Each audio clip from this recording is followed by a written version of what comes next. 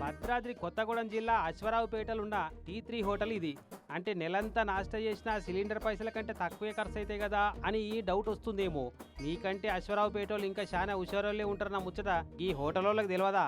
Gas cylinder ఇచ్చిన వాళ్ళకు ఆ గ్యాస్ సిలిండర్ పైసలు ఇచ్చి ఖాళీ అయిన గ్యాస్ సిలిండర్ అప్పచెప్పి అప్పుడు నెలంతా ఫ్రీగా టిఫిన్ పెడతారట.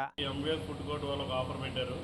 అదేంటంటే మీ వాడుకోగా ఎవరి దగ్గరైనా సిలిండర్ ఎక్స్ట్రా ఉంటే అది మా హోటల్కి ఇస్తే మీ గ్యాస్ బండ డబ్బులు మీకు ఇచ్చేస్తాం. దాని నిమిత్తం ఎంటీ సిలిండర్ ఇచ్చేస్తాం.